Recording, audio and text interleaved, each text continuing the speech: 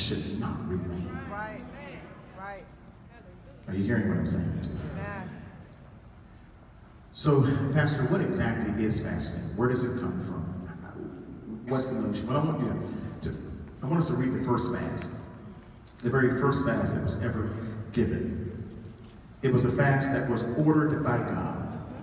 It was a command of God to do this fast, and it was the first one. And it is so central and essential to everything that we are, to who we are as relators to God, in relationship with Him. It is critical and central to our relationship to God. So critical is it that it was in the essence of our very creation. Yes.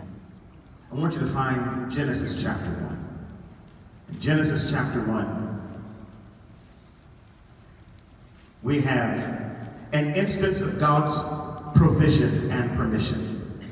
Verse 29, God said, behold, I have given you every herb bearing seed, which is upon the face of all the earth, and every tree, in the which is the fruit of the tree yielding seed. To you it shall be for me every. It is God's permission. It is God's permission. He gives great permission, but hear me clearly. God has never given permission without restriction.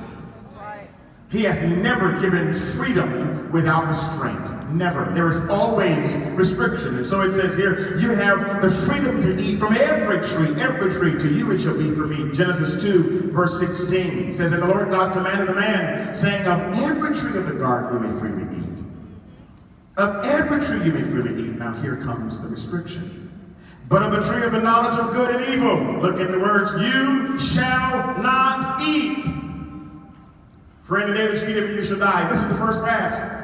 It is a commanded fast. It was intended to be a permanent fast. It was never meant to be broken. This fast was never meant to be broken. The flesh was never meant to be satisfied with the meat from that tree. He never intended for us to break the fast. He established the fast the day He created Adam and Eve. And He never intended for Adam and Eve to break it.